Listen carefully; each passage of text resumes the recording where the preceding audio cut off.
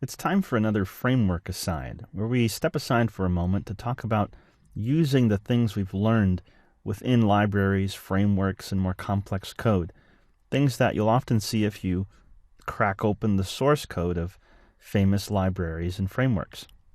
In this case, after we've talked about objects, the dot operator, and object literals, we're going to talk about faking namespaces. Well, wait a minute. Big word alert. A namespace. In modern coding, a namespace is a container for variables and functions. And that's really all it is. It's just a holder, a container. And typically, it's used to keep variables and functions with the same name separate. But here's the problem. JavaScript doesn't have namespaces. Now, if you're not familiar with this concept, we'll show you why it's useful. And if you are familiar with it in other programming languages, you'll see that in JavaScript, because of the nature of objects, we don't need namespaces as a feature. We can fake it. So here we have another app.js file, and I have two greet variables. One says hello, and the other one's in Spanish and says hola. So when I console.log greet, what do you think I'm going to see? Will I see hello or hola? Well, we know that in the creation phase, this will be set to undefined, and then synchronously, these lines of code will be run in order. So greet should be hola, and that's what it is. But let's imagine that these two variables were created in two different JavaScript files. Maybe one for English greetings and some other library or framework for Spanish greetings that I found. This would be a problem because we know that both are setting their value, in this case on the global object, and overriding each other, as we've seen before. Namespaces would help us with this because in the case of namespaces, we would have a container for the English greeting and a container for the Spanish greeting and its related methods and properties. And that we don't have namespaces in JavaScript, we can do just that with objects. So we can prevent this collision, for example, by creating an object that will be the container for our properties and methods and the things we want to use. So I'll create an English object just using object literal syntax, and a Spanish object creating object literal syntax.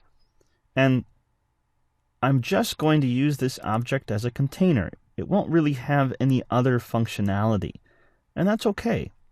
So I can then say, well, I'll do English.greet equals hello, and Spanish.greet equals hola.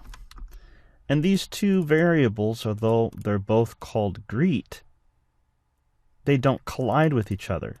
They don't override each other.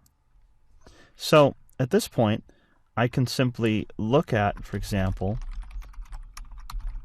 the English property, this object, and it has greet on it, and it's hello.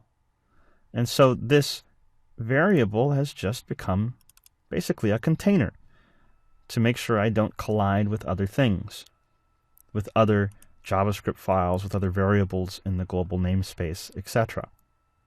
So this you'll see a lot inside of frameworks and libraries, and you can use in your own code as a method to make sure that when you're writing a function and someone else is writing a function, that we don't have any namespace collisions, meaning two things that are named the same. Now, what's nice is you could make this as deep as you want. You could keep having levels of different containing objects.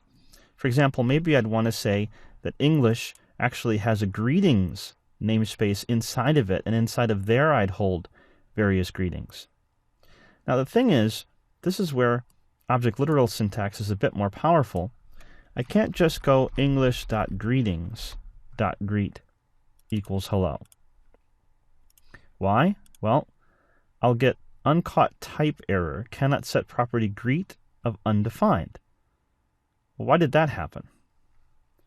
Well, remember this is an operator that's left associative, meaning first the leftmost one gets called and then further on, so on and so forth to the right, assuming they all are the same function or have the same priority. Now, when this dot operator is called, it looks for a greetings variable on English, and since it's empty, it doesn't find it. So this is undefined. And then it passes undefined to the dot operator, and it says, well, I can't. Undefined isn't even an object. So I'm not going to find greet on it. And that's why it says, cannot set property greet of undefined. I can't find it and I can't create it because this English.greetings actually is returning undefined, and I'm trying to do this. And that just doesn't work. So I can't create on the fly. I would have to say English.greetings equals, and then create an object so that now there's an object in memory. And then I could attach a greet inside of there. Or I could simply initialize this using object literal syntax, which lets me say greetings, and then inside there have another object, and maybe instead of greet I'll just say basic, and I'll have various greetings in here and say hello. And let me maneuver this a bit so it's a bit easier to read. So since object literal syntax is creating this on the fly, I could do this like this, and then greetings is created, and then basic is created. And so I don't get any undefined errors because it's all created at once, as opposed to the dot operator, which was doing it one at a time and failed because I hadn't created this greetings first. Make sense? So I can do it either way.